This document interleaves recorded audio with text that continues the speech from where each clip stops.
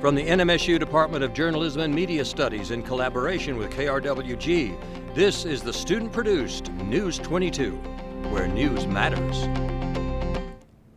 Good evening, everyone. I'm Carpio Grego. And I'm Mikey Tonko. The protest is over for now, but Saturday saw a record turnout. That's right, Mikey. The Las Cruces No Kings protest against the Trump administration brought out an estimated 3,000 people. News 22's Maya Rivera was there and has the story.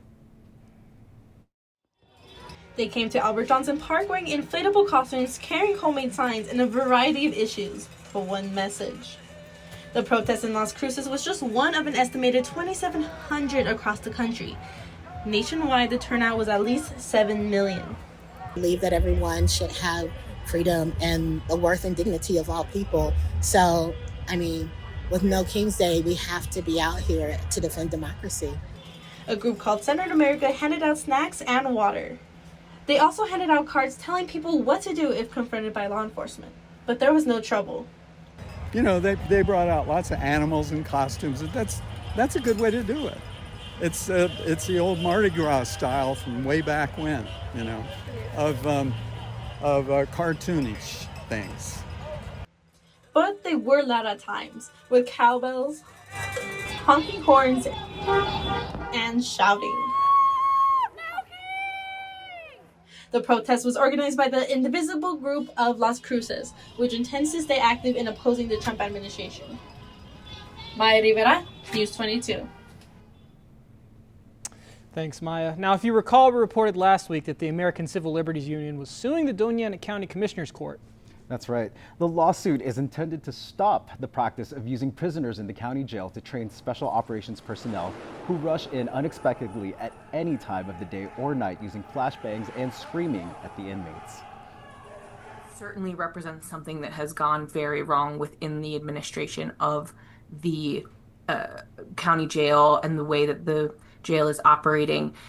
There's no justification for inflicting this kind of psychological warfare upon the detained population there, and it serves no public safety purpose, and in fact is counterproductive to public safety and to the safety within the jail. Moskowitz says the prisoners suffered serious psychological harm and continue to suffer from PTSD, insomnia. Well, Carpio, we've had some much needed cooler temperatures. I know, but how long is that going to last? I know, exactly. Corey Good thing with our first look at weather. All right, well, yeah, let's check things out. So tonight we can see this is the live view outside of Milton Hall here at NMSU, and you can see sunset just ended at 6:29, but we've got a couple hours of twilight, and let's check out the local conditions. So right now, the skies are clear. We have the temperature is 76 degrees, and the winds are coming in from the south at 3 miles per hour.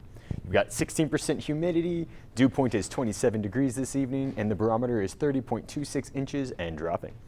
Today the high is going to be 80 degrees, the low will be 50 degrees tonight, and the record books say that the high temperature was 90 degrees in 2003 and a low of 31 in 1964.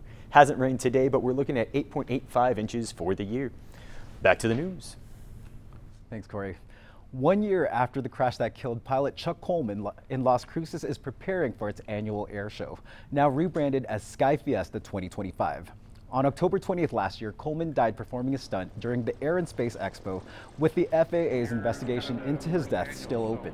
Labeled as a Class 3 investigation that looked into safety issues to find the cause of this accident after the initial report said the plane was destroyed after it started to dive and was left completely destroyed. The Las Cruces International Airport is also under investigation for non-compliance as of May this year for hiring an employee that was not properly trained. Sky Fiesta will be on Saturday from 11 a.m. to 4 p.m. with new safety protocols like the event emergency response plan and requiring all pilots to show proof of insurance to make sure it's as safe as possible. NMSU and the University of Chihuahua in Mexico will be working together in several new programs.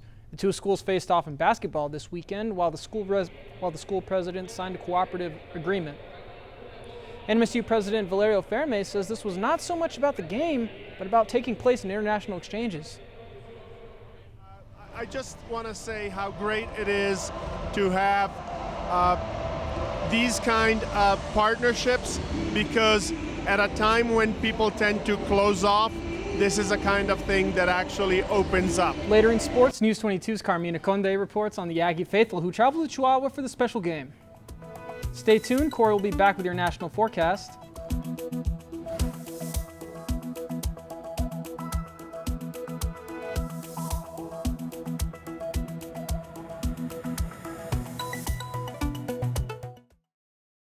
Corey is next with our national weather forecast.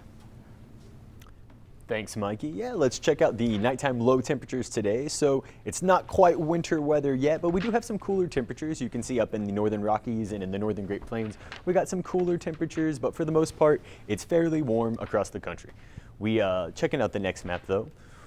We have just a little bit of winter or wet activity up in the Great Plains region, or not in the Great Plains, sorry, in the Great Lakes area. We've got some rainy weather, but for the most part, it's pretty dry and barren in this country at the moment. Checking out the next map, you can see the dry conditions do continue.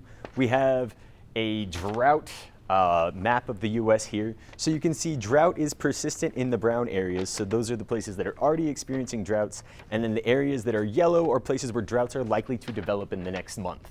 In the green areas, those are places that will be improving the droughts. And then white, thankfully, those places have no droughts to worry about at all. Don't go too far though, we'll be back with your local weather after this.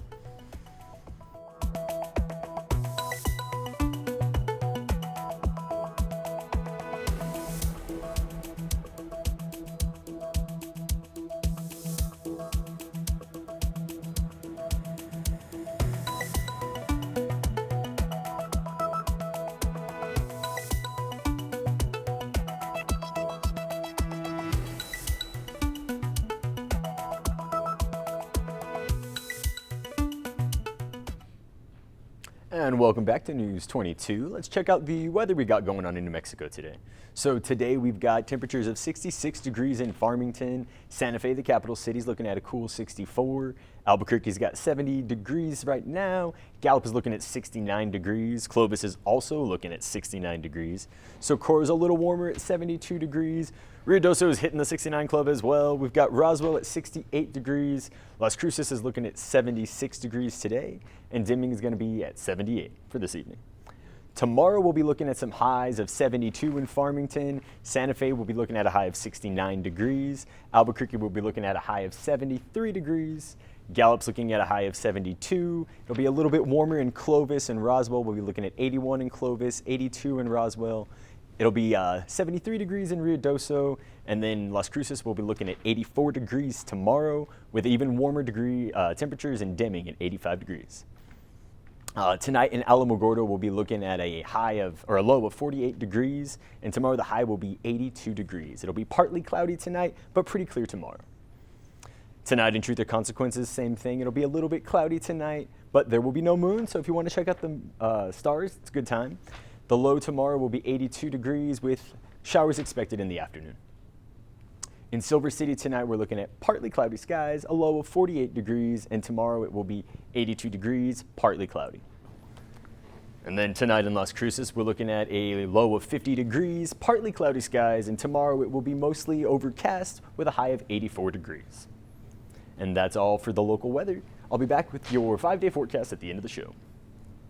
And Diego Gallegos is coming up next with sports in case you missed all the action last night. Thanks, Carpio. Well, coming up in sports, the NMSU basketball team traveled to Mexico for their first preseason game.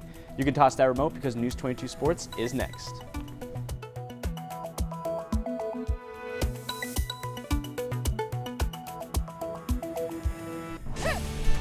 This is KRWG-TV News 22 Sports. For the win! He got it! Welcome back. I'm Diego Gallegos. Let's not waste any more time and let's talk about some sports. Now, for the first time since 1954, the NMSU basketball team took a cross-country road trip to Mexico to play the University of Chihuahua. This was the first preseason game for the Aggies, and they definitely did not disappoint. The men's team won comfortably 97-62 after a strong second-half showing. They will hold a preseason scrimmage on October 30th at the Pan American Center. Meanwhile, the women won in dominant fashion 66-19. They will face off against Cochise College in an exhibition on October 26th. Now, when the Aggies go to Mexico, you know News 22 will be there. In fact, News 22's Carmina Conde traveled all the way to her hometown to watch her current university play the school that she used to attend. Carmina, what do you got for us? Thanks, Diego. The basketball women's and men's team traveled to Chihuahua, Mexico for an exciting international matchup against the Autonomous University of Chihuahua. Let's take a look. A quick handshake and a wish of good luck. The Lady Aggies and University of Chihuahua started the evening of basketball. The crowd brought the energy, cheering in both English and Spanish as fans showed support for their teams on both sides of the border. I'm very excited to be here because I'm part of the both universities. I think it's just a great opportunity for our young people to come out the country, see something different, and compete. And I hope that they see that they have fans and supporters all across the world, internationally and at home. The basketball team has been here all day, but some Aggie fans have been celebrating the rivalry since the beginning. In the NMSU alumni event, former Aggies who now live in Chihuahua were united to celebrate their school spirit and welcome the team to Mexico. We want to show our Aggies that they are worldwide and they're here to represent, and we're here to support them. We're also trying to grow pride here and show that our presence isn't restricted to Las Cruces or to the United States, that our presence is part of our commitment to our alumni wherever they may be. The celebration brought laughter, cheers, and plenty of crimson as alumni share memories of their time at NMSU. President Valerio Ferme and deans from different colleges were also there to show their support. The night wrapped up the way it started, with sportsmanship, smiles, and plenty of Aggie and Dorados pride.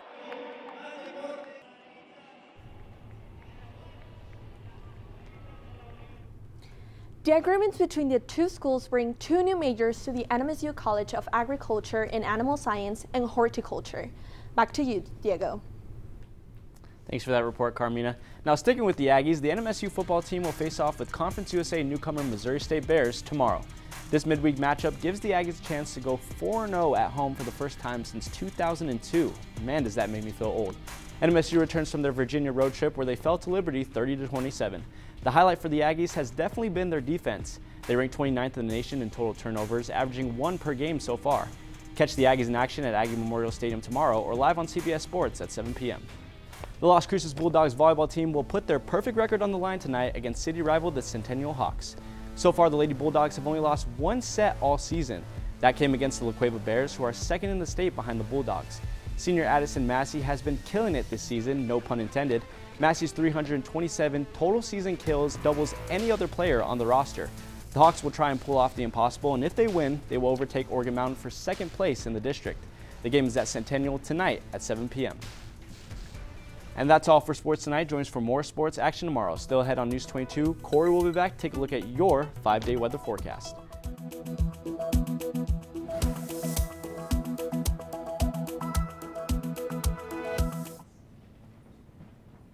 Welcome back. Let's take a look at our top stories. 3,000 Las Cruces participated in the No Kings protest this past Saturday. They intend to stay active in opposing the Trump administration.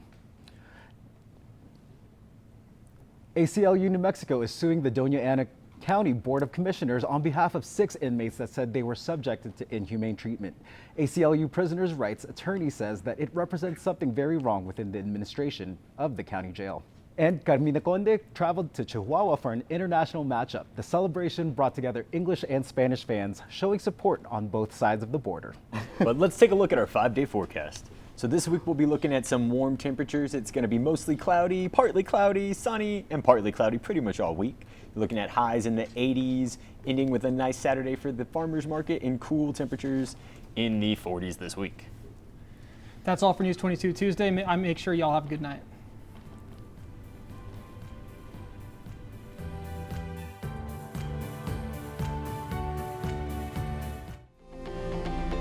This news brief en español is brought to you by Noticias 22, la información más completa de Nuevo México, El Paso y la frontera. Noticias 22. Buenas tardes, es un gusto volver a estar con ustedes. Mi nombre es Yureidi Chinchilla y estas son las breves de hoy. Este fin de semana los Aggies cruzaron la frontera. Los equipos de baloncesto femenino y masculino viajaron a Chihuahua, México, para disputar un partido internacional contra la Universidad Autónoma de Chihuahua. Las Aggies femeninas y las Adelitas dedicaron la tarde al baloncesto. El público aportó su energía mostrando su apoyo a los equipos. El director de deportes de NMSU expresó su deseo de apoyo y reconocimiento de sus seguidores. Los antiguos estudiantes compartían recuerdos de su época en NMSU. El presidente Valerio Farm y decanos de diferentes facultades estuvieron allí para mostrar su apoyo y orgullo por los Aggies y los Dorados. El sábado se registró la participación para No King's Day en las Cruces, una protesta en contra de la administración del presidente Trump que reunió a 3,000 personas. Los manifestantes llegaron al Parque Albert Johnson vestidos en trajes inflables, llevando carteles de protestas contra la presidencia de Trump. En las Cruces fue una de las 2,700 protestas que hubo en todo el país. A nivel nacional, la participación fue de 7 millones de personas. Un grupo llamado Central America repartió tarjetas con instrucciones sobre qué hacer en caso de enfrentamientos con las fuerzas del orden. La protesta fue organizada por el grupo indivisible de las Cruces, que tiene la intención de mantenerse activo en su oposición a la administración Trump. Eso fue todo por mi parte. Que tengan buena noche. No olviden seguirnos en Instagram, Facebook y YouTube.